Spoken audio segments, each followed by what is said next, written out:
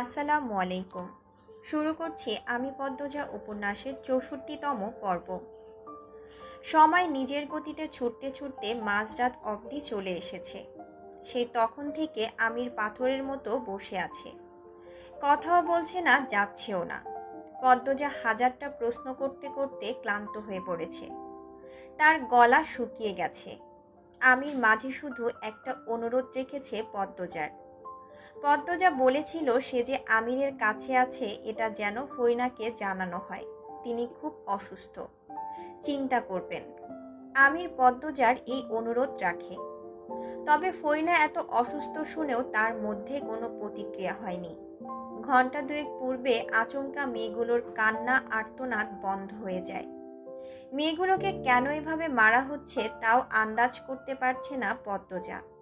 একবার মনে উকি দিয়েছিল নারী পাচারের কথা, কিন্তু সেই সন্দেহ ধরে রাখতে পারল না। কারণ পাচার করার উদ্দেশ্য থাকলে এভাবে মারত না, পাশবিক নির্যাতন করত না। এছাড়া সে এটাও আন্দাজ করতে পারছে না এত রহস্যের উদ্দেশ্য কি। শুধু এতটুকু আন্দাজ করতে পারছে তার দেখা সব খারাপের গুরু তার স্বামী। পদ্মজা তার ক্লান্ত ঘোলা চোখ দুটি আমিরের দিকে তাক করে দুর্বল কণ্ঠে বলল, এভাবেই বেঁধে রাখবেন?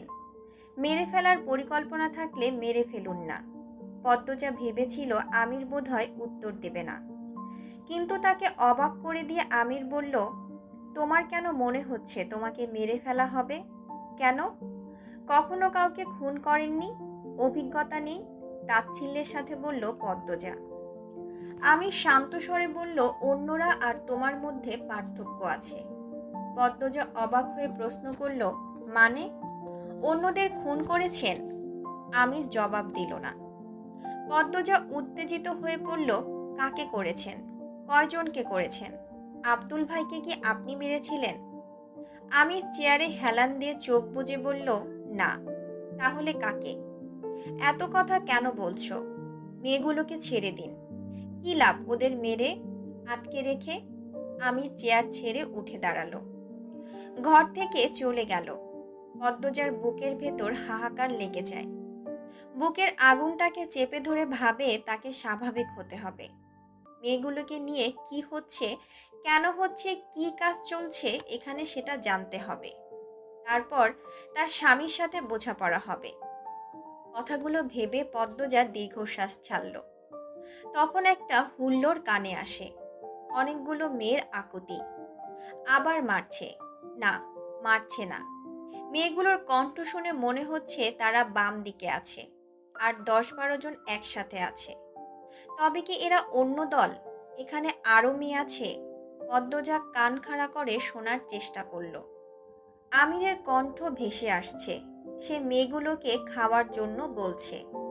তারপর একজনকে আদেশ স্বরে বলল, রাফেদ, দেখো এরা যেন ঠিক করে খায়, আর সবার বাঁধন একসাথে খুলে দেবে না, একজন একজন করে খুলবে, আর চেঁচামেচি যেন না করে। খাওয়া শেষ হতেই হাত মুখ বেঁধে ফেলবে। আমি আরভিদকে পাঠাচ্ছি। আরভিদ কোথায়? উত্তরে আরেকটি পুরুষ কণ্ঠ কি বলল পদ্মজা ঠিক বুঝতে পারল না।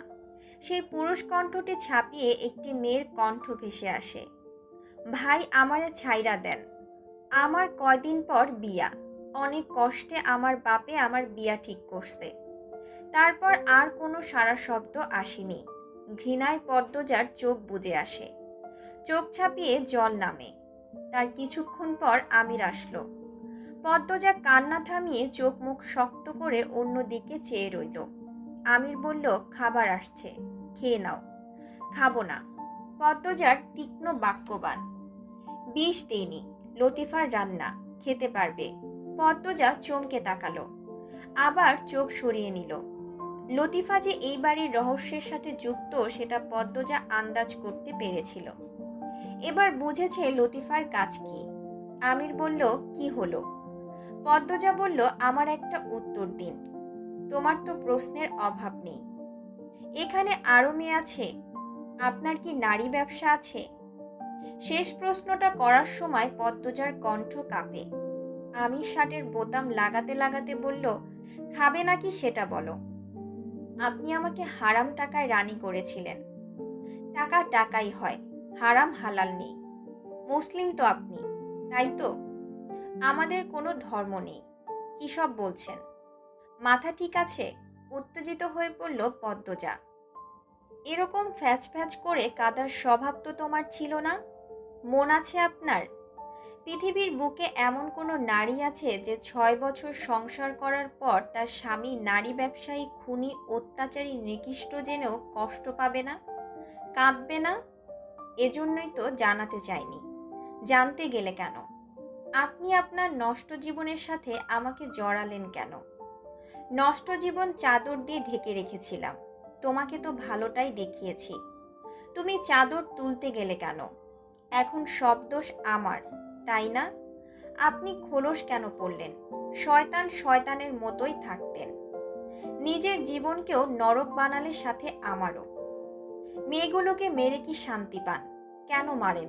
এসব করে কি লাভ? ছেড়ে দিন সব কিছু। আমরা একটা ছোট ঘরে সুখে থাকব। আমাদের ভালোবাসাগুলো তো মিথ্যে না। আমরা তো আমাদের ভালোবাসা নিয়ে ভালো ছিলাম। মন থেকে এটা মানছো? কোনটা? আমাদের ভালোবাসা মিথ্যে ছিল না? পদ্মজা কি বলবে ভেবে পায় না। যে মানুষটার মনে অন্যদের জন্য মায়া দয়া নেই, পশুদের মতো যার আচরণ, সে কি করে কাউকে ভালোবাসতে পারে? এই সমীকরণটা কিছুতেই মানতে পারছে না সে। পদ্মজা ভেজা কণ্ঠে বলল, আপনাকে ক্ষমা করা ঠিক না। আপনাকে কোনো ভালো মানুষ ক্ষমা করবে না। কিন্তু আমি তো আপনাকে ভালোবাসি। আপনি সব কিছু ছেড়ে দিন। মেয়েগুলোকে ছেড়ে দিন। তওবা করুন। আমরা দূরে চলে যাব। সুখে শান্তিতে থাকব। অনেক আশা নিয়ে উন্মাদের মতো কথাগুলো বলল পদ্মজা। অন্যায়ের বিরুদ্ধে কঠোর সিদ্ধান্ত নেওয়া পদ্মজার মুখে এমন কথা আশা করেনি আমির। তবুও সে পদ্মজার মনের মতো উত্তর দিতে পারল না। সে পদ্মজার আশায় বালি ঢেলে দিয়ে বলল, তুমি সব ভুলে যাও। পদ্মজার বুক ফুটে দীর্ঘশ্বাস বেরিয়ে আসে। এই মানুষটার সর্বস্ব জুড়ে সে নেই। যদি থাকতো, সবকিছু ছেড়ে ছুড়ে তাকে নিয়ে বাঁচার চেষ্টা করত। পদ্মজার বুকের ক্লান্ত সূক্ষ্ম ব্যথাটা আবার বড় আকার ধারণ করে। আমির পদ্মজার বাঁধন খুলে দিল। পদ্মজা অবাক হয়ে প্রশ্ন করল, খুলে দিলেন কেন? ভাবে চলো। যদি এখন পালিয়ে যাই, কোথায় যাবে? কার কাছে যাবে? জানিনি যখন আপনি ছাড়া আমার কেউ নেই, আপনি আমার শেষ আশ্রয়, তাহলে ফিরে আসুন না আমার কাছে। আবার কাঁদছ? পদ্মজা লম্বায় আমিরের কাঁধ অবধি। সে ছলছল চোখে তাকিয়ে থাকে আমিরের দিকে। রক্ত যাবার ঠোঁট দুটি চোখের জলে ভিজে ছপছপ করছে। আমিরের চোখের দৃষ্টিতে যেন প্রাণ নেই, নিষ্প্রাণ শীতল। পদ্মজা আচমকা আমিরকে শক্ত করে জড়িয়ে ধরল। আমির 2 পা পিছিয়ে যায়। পদ্মজা জোরে জোরে কাঁদতে কাঁদতে বলল, আপনি এভাবে অচেনা হয়ে যাবেন না। আমি বেঁচে থেকেও মরে যাব। আমার ভালোবাসাকে এভাবে পর করে দিবেন না। আপনার মনে আছে, একবার আমি রাগ করে 2 দিন কথা বলিনি। তখন আপনি বলেছিলেন, আমাকে এভাবে অচেনা হতে দেখে আপনার কষ্ট হচ্ছে। ভালোবাসার মানুষের অচেনা রূপের মতো ভয়ানক কষ্ট দুটো নেই। এখন আমার সেই ভয়ানক কষ্ট হচ্ছে। আপনি আমাকে কেন কষ্ট দিচ্ছেন? আমি সব ভুলে যাব। আপনি ভালো হয়ে যান। মেয়েগুলোকে ছেড়ে দিন। ধ্বংস করে দিন আপনার সব পাপের চিহ্ন। আমির এক হাত রাখে পদ্মজার মাথার উপর। পদ্মজা অশ্রুভরা চোখে তাকায়।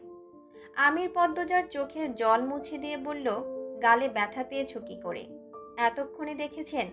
না, সেদিন জঙ্গলে এসেছিলাম, কাঁটা লেগেছিল। তারপর রিদওয়ান মেরেছিল। হো, কেন আসতে গেলে?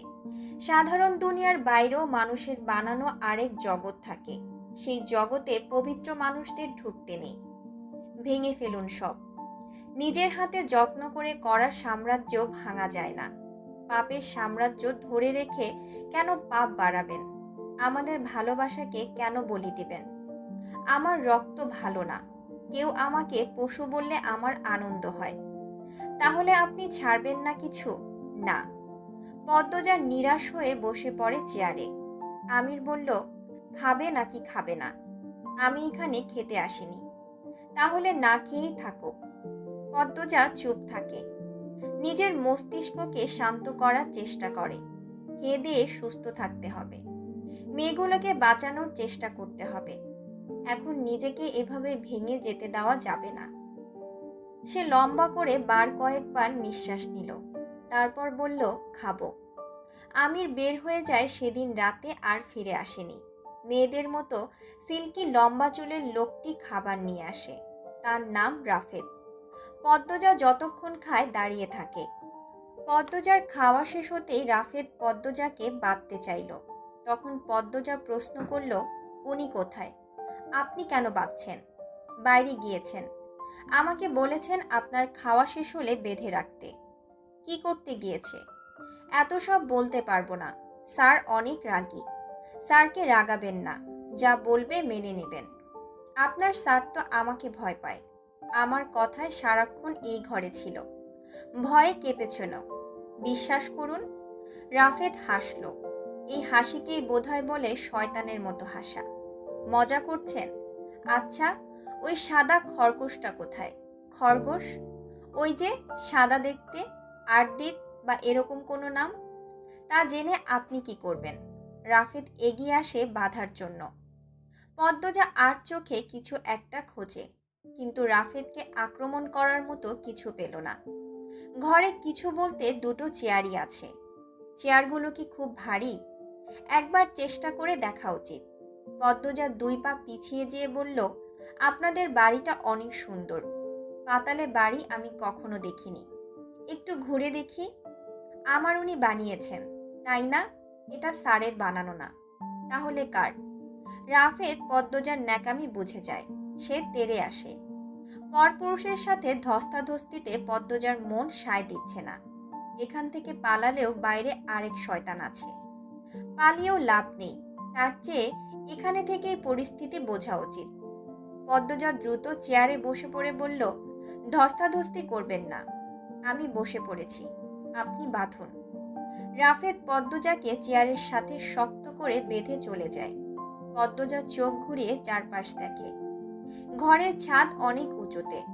মনে মনে আন্দাজ করার চেষ্টা করে মাটির কতটা নিচে আছে সে। বেশ অনেকক্ষণ পার হওয়ার পর পায়ের শব্দ পাওয়া যায়।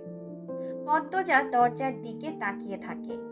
আমির প্রবেশ করে, তার হাতে মলম জাতীয় কিছু। পদ্মজা কিছু না বলে চুপ করে বসে থাকে। আমির পদ্মজার দিকে মলম এগিয়ে দিয়ে বলল, ওষুধপত্র নিয়ে আসা উচিত ছিল। আমি কি জানতাম নাকি এখানে আমার বর শয়তানের রাজত্ব নিয়ে বসে আছে? খুব কথা বলছো। মেয়েগুলোকে ছেড়ে দিন। এক কথা বারবার বলো না। আমাকে ভালোবাসেন না? পদ্মজা তার মায়াময় দৃষ্টি দিয়ে আবিষ্কার করে আমিরের চোখে প্রাণ এসেছে। সঙ্গে সঙ্গে পদ্মজার মনের জানালার পাল্লা খুলে গিয়ে মুঠো মুঠো বাতাস প্রবেশ করে। অশান্তিতে অবশ হয়ে যাওয়া মন মুহূর্তে চাঙা হয়ে ওঠে। আমির পদ্মজার প্রশ্নের জবাবে কিছু বলল না। হাতের বস্তুটি পদ্মজার পায়ের কাছে রাখল। তারপর পদ্মজার বাঁধন খুলে দিয়ে বলল, গালে পায়ে লাগিয়ে নিও, দরজার ধাক্কাধাক্কি করো না। বলেই সে বেরিয়ে গেল। দরজা বাইরে থেকে তালা মেরে দেয়। পদ্মজার চাঙা হয়ে যাওয়া মনে আবার মেঘ জমে। সে মেঝেতে ভঙ্গিতে বসে পড়ে। পদ্মজার কান্না যেন থেমে থেমে চারদিকে ঘুরে বেড়াতে লাগলো। তুষার কথা বলতে গেল, কিন্তু ফুটল না। পদ্মজার বিষাদ ভরা মুখটার দিকে তাকিয়ে রইল তুষার। পদ্মজার 2 হাতে মুখ ঢেকে কাঁদতে শুরু করলো। মেয়েটার কান্না রোগ বোধ হয় সেদিন থেকেই হয়, যেদিন জানলো তার স্বামীর আসল পরিচয়। তুষার থামতে বলল না, পদ্মজাকে কাঁদতে দিল। অনেকক্ষণ কাদার পর পদ্মজা পানি খেতে চাইল। তাকে পানি দেওয়া হলো। তারপর চুপ হয়ে যায়।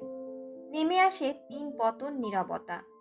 যতক্ষণ না তুষার আর প্রশ্ন করবে পদ্মজা কিছু বলবে না। তাই তুষার নীরবতা ভেঙে বলল, তার অন্যায় জেনেও তাকে মাফ করতে চেয়েছিলেন। রাতের এইটুকু শুনে তো মনে হচ্ছে না আপনি আমির হাওলাদারকে কখনো খুন করতে পারেন। পাগলের মতো ভালোবেসেও তার বুকে ছুরি চালানোর সাহস হলো কি করে? পদ্মজা তুষারের উৎসুক মুখটার দিকে তাকিয়ে হেসে দিল। ফিসফিসিয়ে বলল, মুক্তি দিয়েছি, মুক্তি। আপনার বর্ণনা অনুযায়ী আপনার প্রতি আমির হাওলাদারের ব্যবহার নরম ছিল। তিনি আপনার প্রতি দুর্বল ছিলেন। পদ্মজা উদাসীন হয়ে কিছু একটা ভাবল, তারপর বলল, দুর্বল ছিল নাকি? আমার তো তাই মনে হচ্ছে। আমি ওনাকে খুব ভালোবাসি স্যার। পদ্মজার কণ্ঠটা কেমন শোনায়। সে তার স্বামীকে খুন করে এসে জেলে বসে তার জন্যই কাঁদছে। কি অবাক কাণ্ড। তুষার বলল, আপনার ভাষ্য মতে তিনি একজন শয়তান ছিলেন। শয়তানকে ভালোবাসতে গিয়ে নিজেকে পাপী মনে হয়নি? হয়েছে। তাহলে সেটা কি করে ভালোবাসা হলো? পদ্মজা কাঁদতে থাকলো। কাঁদতে কাঁদতে বলল, যখন কাউকে ভালোবাসবেন তখন বুঝবেন ভালোবাসায় দোষ গুণের স্থান নেই। ভালোবাসা শুধুই ভালোবাসা। ভালোবাসা গুণী খুনি পাপ পুণ্যের ভেদাভেদ করে না। তুষারের মনে হচ্ছে তার বুকে যেন একটা বড়সড় পাথর। আমিরের প্রতি পদ্মজার ভালোবাসার তীব্রতা তাকে কাতর করে তুলেছে। বারবার মনে হচ্ছে সেই মানুষটাও বোধহয় পদ্মজাকে ভালোবাসতো, কিন্তু পাপ তাকে গ্রাস করে ফেলেছিল। সে কি কখনো পাপ থেকে বেরোনোর চেষ্টা করেছিল? প্রশ্নটা তুষারের মনে আসতেই তার উত্তেজনা বেড়ে যায়। পদ্মজাকে প্রশ্ন করে, তিনি কি পাপ থেকে বেরোনোর চেষ্টা করেছিলেন, তারপর আর ভালোবেসেছিলেন আপনাকে? তুষারের প্রশ্নে পদ্মজা থম মেরে গেল। শূন্যে দৃষ্টি রেখে আওড়ালো, চেষ্টা কি করেছিলেন? করেছিলেন কি?